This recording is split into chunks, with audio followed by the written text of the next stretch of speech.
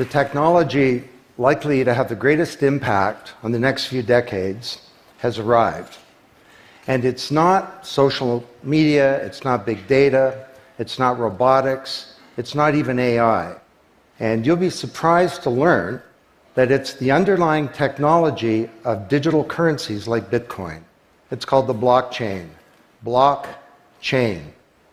Now, it's not the most sonorous word in the world, but I believe that this is now the next generation of the internet, and that it holds vast promise for every business, every society, and for all of you individually. You know, for the past few decades, we've had the Internet of Information. And when I send you an email or a PowerPoint file or something, I'm actually not sending you the original, I'm sending you a copy. And that's great. This is democratized information. But when it comes to assets, things like money, financial assets like stocks and bonds, loyalty points, intellectual property, music, art, a vote, carbon credit, and other assets, sending you a copy is a really bad idea.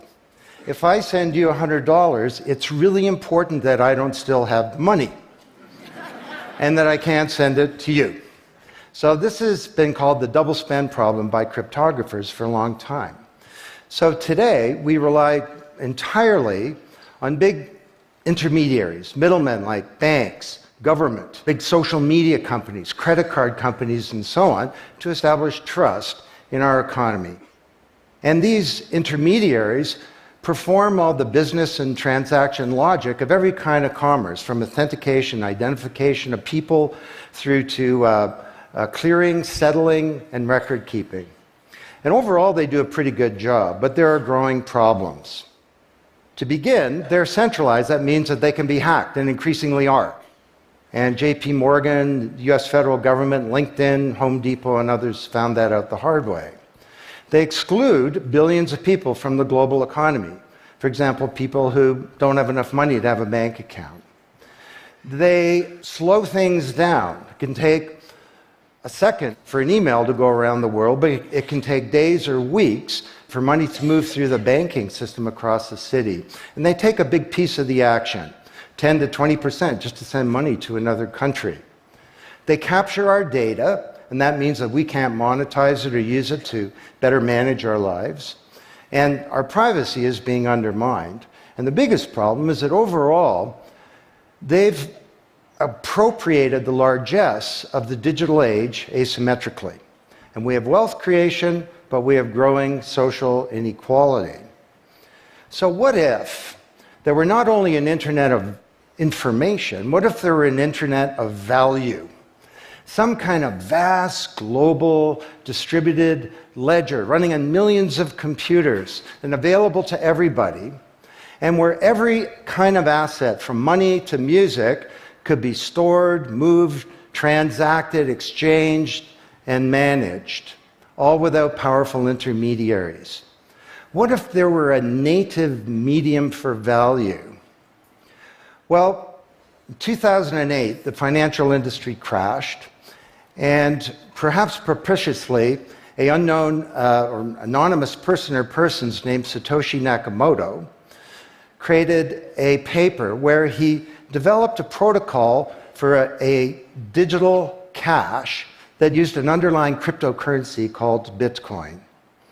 And this cryptocurrency enabled people to establish trust and do transactions without a third party. And the seemingly simple act set off a spark that's ignited the world, that has everyone excited or terrified or otherwise interested in many places. Now, don't be confused about Bitcoin, okay? Bitcoin is an asset. It goes up and down, and that should be of interest to you if you're a speculator. More broadly, it's a cryptocurrency. It's not a fiat currency controlled by a nation state, and that's of greater interest. But the real pony here is the underlying technology. It's called blockchain. So, for the first time now in human history, people everywhere can trust each other and transact peer-to-peer. And trust is established not by some big institution, but by collaboration, by cryptography, and by some clever code. And because trust is native to the technology, I call this the trust protocol. Now you're probably wondering, well, how does this thing work? Fair enough. Assets, digital assets like money to music and everything in between, are not stored in a central place, but they're distributed across a global ledger using the highest level of cryptography. And when a transaction is conducted, it's posted globally across millions and millions of computers. And out there around the world is a group of people called miners. These are not young people, they're Bitcoin miners. And they have massive computing power at their fingertips, 10 to 100 times bigger than all of Google worldwide. And these miners do a lot of work.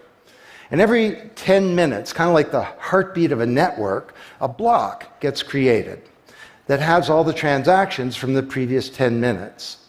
And then the miners get to work trying to solve some tough problems.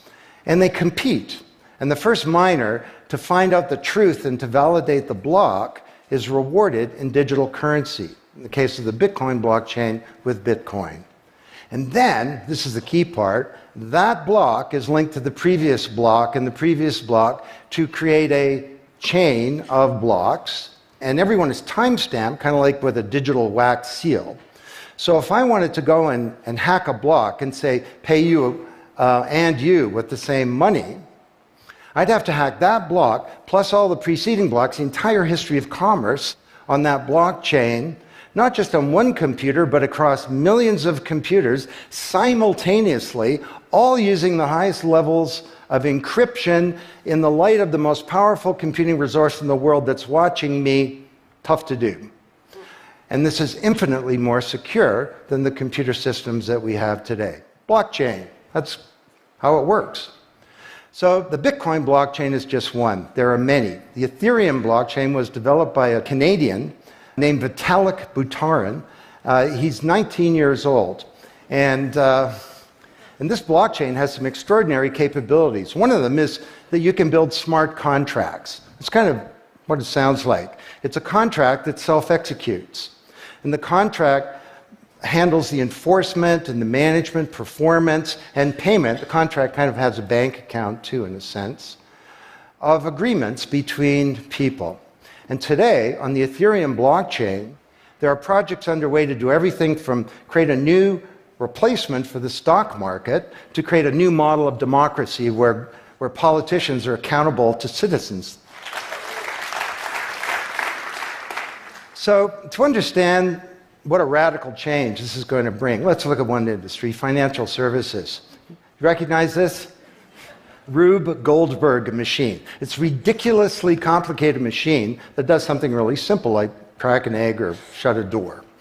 Well, kind of reminds me of the financial services industry, honestly. I mean, you tap your card in the corner store and a bit stream goes through a dozen companies, and each with their own computer systems, some of them being 1970s mainframes, older than many of the people in this room. And 3 days later, a settlement occurs.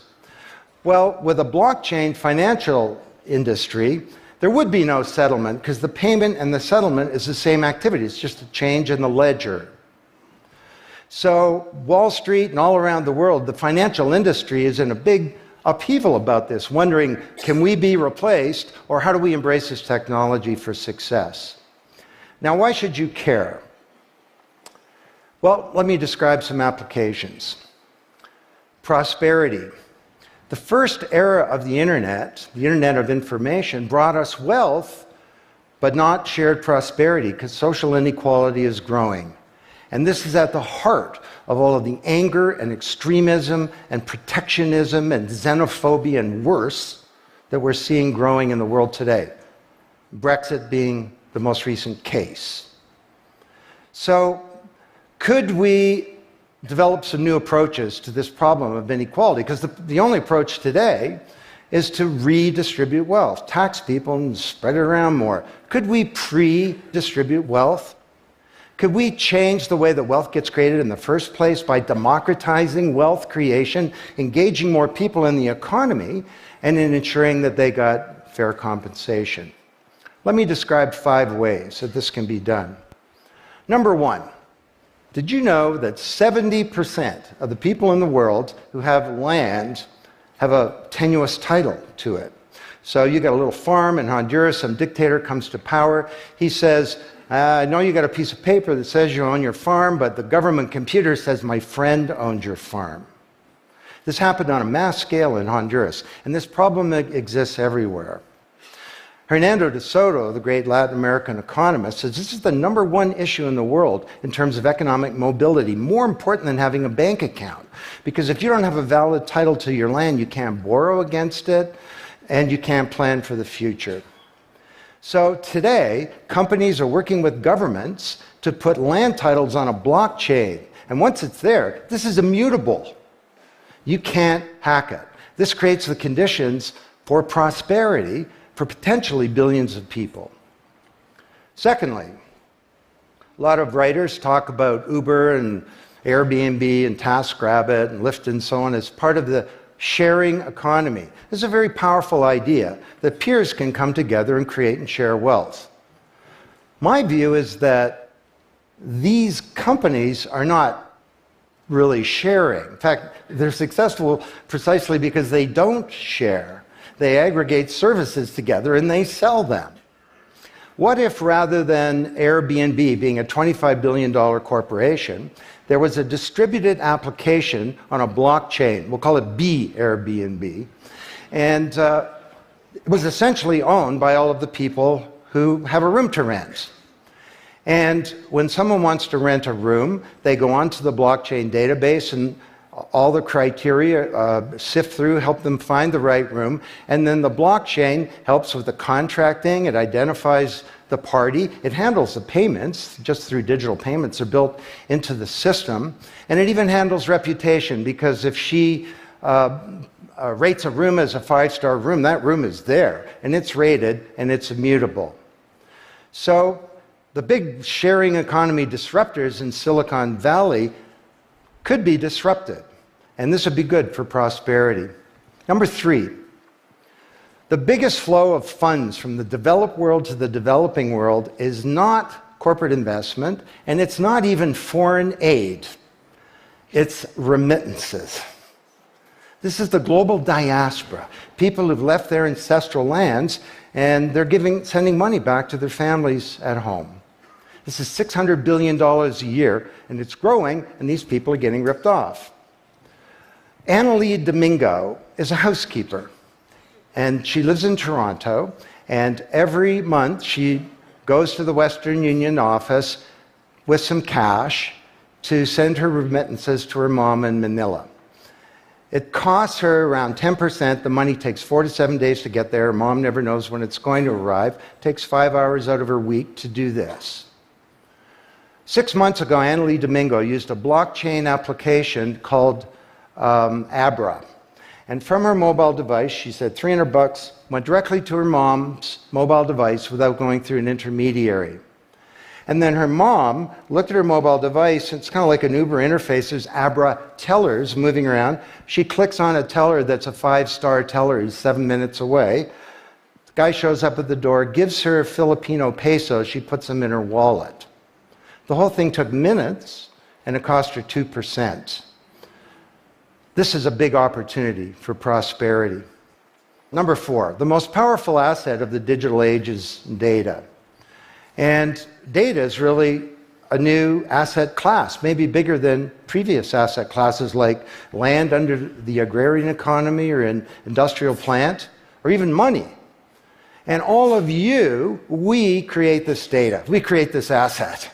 And we leave this trail of digital crumbs behind us as we go throughout life. And these crumbs are collected into a mirror image of you, the virtual you. And the virtual you may know more about you than you do, because you can't remember what you bought a year ago or said a year ago or your exact location a year ago. And the virtual you is not owned by you. That's the big problem. So today there are companies working to create an identity in a black box. The virtual you owned by you. And this black box moves around with you as you travel throughout the world, and it's very, very stingy. It only gives away the shred of information that's required to do something. A lot of transactions, the seller doesn't even need to know who you are. They just need to know that they got paid. And then this avatar is sweeping up all this data and enabling you to monetize it. And this is a wonderful thing, because it can also help us protect our privacy. And privacy is the foundation of a free society. Let's get this asset that we create back under our control, where we can own our own identity and manage it responsibly. Finally,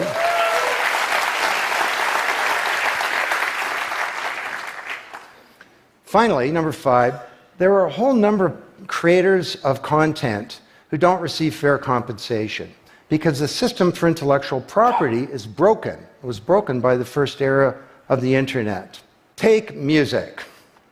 Musicians are left with crumbs at the end of the whole food chain. You know, if you're a songwriter, 25 years ago you wrote a hit song, it got 1 million singles, you could get royalties of around $45,000. Today you're a songwriter, you write a hit song, it gets 1 million screams, you don't get $45K, you get $36. Enough to buy a nice pizza. So Imogen Heap, the Grammy-winning singer-songwriter, is now putting music on a blockchain ecosystem. She calls it mycelium. And the music has a smart contract surrounding it. And the music protects her intellectual property rights. You want to listen to the song, it's free, or maybe it's a few microcents flow into a digital account. You want to put the song in your movie, that's different, and the IP rights are all specified. You want to make a ringtone, that's different. She describes that the song becomes a business. It's out there on this platform, marketing itself, protecting the rights of the author, and because the song has a payment system, in a sense a bank account, all the money flows back to the artist, and they control the industry rather than these powerful intermediaries. Now this is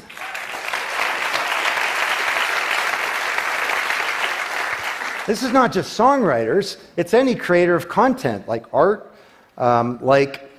inventions, scientific discoveries, journalists. There are all kinds of people who don't get fair compensation, and with blockchains, they're going to be able to make it rain on the blockchain. And that's a wonderful thing. So these are 5 opportunities out of a dozen to solve one problem, prosperity, which is one of countless problems that blockchains are applicable to. Now, technology doesn't create prosperity, of course, people do. But my case to you is that, once again, the technology genie has escaped from the bottle, and it was summoned by an unknown person or persons at this uncertain time in human history. And it's giving us another kick at the can, another opportunity to rewrite the economic power grid and the old order of things, and to solve some of the world's most difficult problems, if we will it. Thank you.